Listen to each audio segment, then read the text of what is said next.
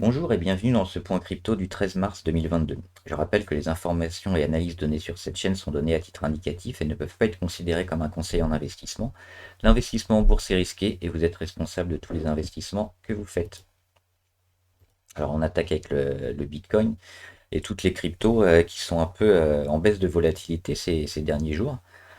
C'est souvent annonciateur d'un gros changement de tendance, donc on va suivre ça avec intérêt. Et c'est peut-être le moment de mettre pas mal d'alertes sur les cryptos, parce que si ça monte à la hausse ou à la baisse la semaine prochaine, ça risque d'être assez fort. Alors pour le Bitcoin, hein, on est toujours dans sa zone de travail, entre les 47 000 et les 37 000. Donc pour l'instant, rien à faire, il tient toujours ses 37 000, il est juste en embuscade sous sa petite résistance à 39 006 et sous sa moyenne mobile à 50 jours. Donc on observe, on espère un gros chandelier pour venir tout casser à la fois cette zone-là et puis retenter une nouvelle tentative sur 45 000. Mais on est toujours plutôt positif parce que la pression baissière sur le Bitcoin s'atténue de jour en jour et tant qu'il tient et qu'il reste dans cette boîte de travail, on continue d'être positif. Alors il y a quelques autres cryptos qui méritent d'être surveillés. Avalanche qui baisse un peu, mais pareil, hein, on note une baisse de la volatilité, hein. Donc à surveiller, là, elle est revenue sur son oblique montante sur ses plus bas. Donc c'est intéressant, peut-être un bon point d'entrée ici sur les 71. À voir si elle arrive à les tenir et puis à rebondir. Si c'est le cas, ce sera très positif pour la semaine prochaine. Il faudra probablement se mettre sur Avalanche.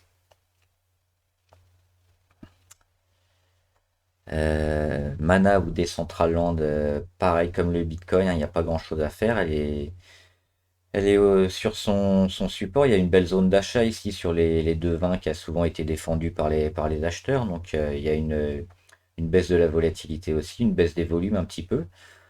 Mais il faut tenir ce support. Pour l'instant, on observe, hein, tant qu'on tient les 2,20 environ, on est toujours positif.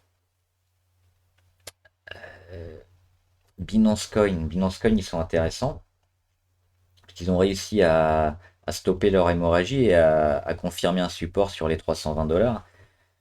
Et depuis, ils construisent plutôt vers le haut en allant chercher pardon, leur moyenne mobile à 20 et 50 jours. Donc ça, c'est plutôt positif. Et si on vient les casser et puis attaquer les 400 $, là, on aura un signal très fort sur Binance Coin. Et pareil, il faudra probablement se placer parce que ça sera le signe d'un possible retournement. Pour l'instant, c'est pas encore le cas, mais ça mérite d'être surveillé, cette crypto. Ethereum. Ethereum comme le Bitcoin, hein, tant qu'elle tient les 2000, 2100 à 2500, il n'y a rien à faire. On attend toujours qu'elle vienne retester ces 2800 pour donner un véritable signal d'achat sur cette crypto. Monero, on l'a rajouté récemment. Elle est intéressante. On voit ici qu'elle est dans un range baissier depuis un moment. Et là, elle se rapproche du haut de la figure. Elle a réussi à marquer un support sur les 135. Et ça fait un moment, hein, c'est depuis fin janvier. Donc on n'y est pas retourné depuis. On l'a juste confirmé fin février. Donc ça, c'est positif. On déborde la moyenne à 20 jours et à 50 jours. Là, on attaque celle à 100 jours. Donc beaucoup de signaux qui nous font voir un possible retournement sur Monero. Donc pareil, hein, c'est une crypto qu'on va bien surveiller de près. Et sur débordement des 215-220 environ, ça sera le signal définitif pour un retournement sur cette crypto. Donc maintenant en anticipation ou sur les 220 quand ça va partir, il faudra se mettre à l'achat. Polygone intéressante aussi parce qu'elle arrive en fin de congestion, fin de figure, perte de volatilité, perte de volume aussi. Le support à 1,38 qui est tout près, donc là on a une belle phase de congestion. On attend que ça casse vers le haut. Alors si ça casse vers le bas, pareil, il faudra oublier. Mais là c'est quand même une configuration intéressante, hein, qui mérite d'être regardée. Et puis si ça casse, ça peut faire des gros chandeliers très rapides à plus 10, plus 20 etc. Donc Polygon, on la surveille aussi. Ripple. Ripple, elle travaille toujours entre 0,74 et 0,82, même entre un peu plus bas, entre 0,7 et 0,8.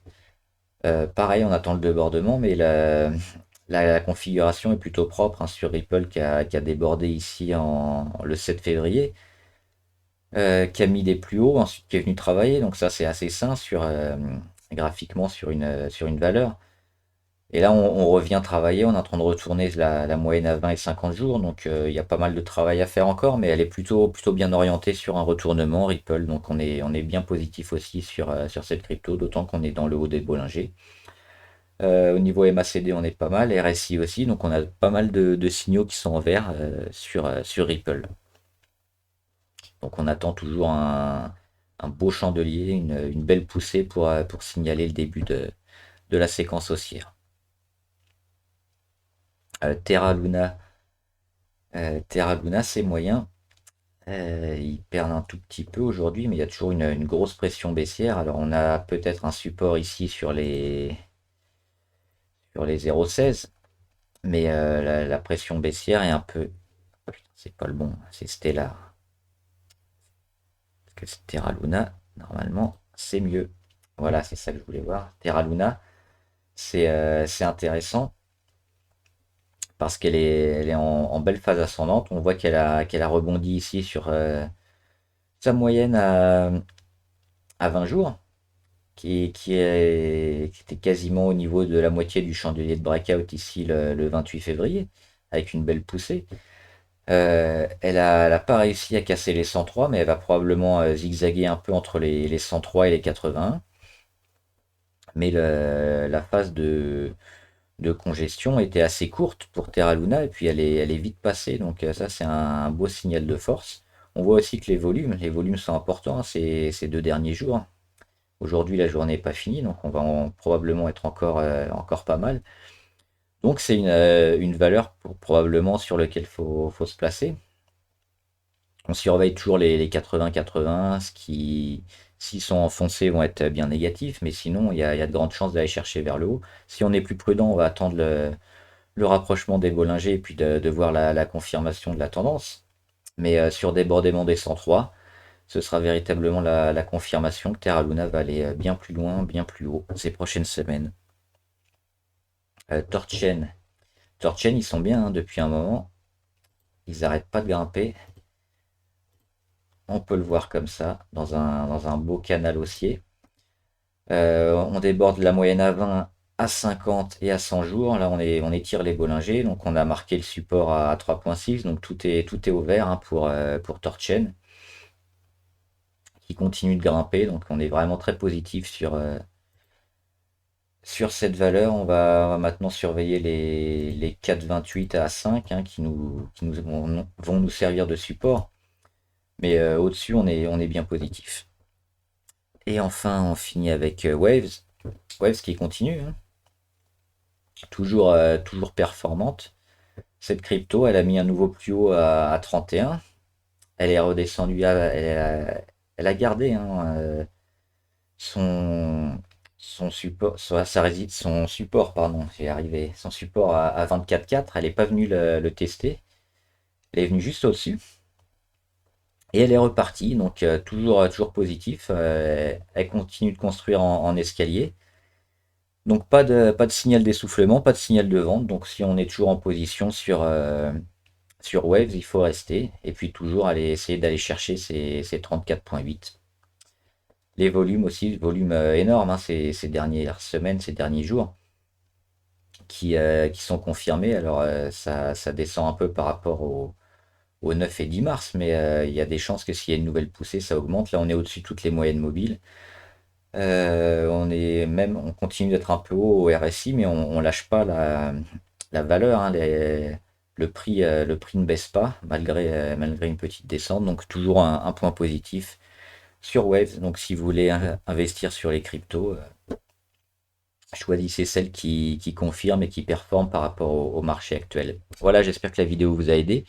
N'hésitez pas à vous abonner pour être au courant de toutes les vidéos crypto et actions, à liker cette vidéo et puis à mettre aussi en commentaire les cryptos que vous suivez. On les analysera ensemble. Bon trade, à plus!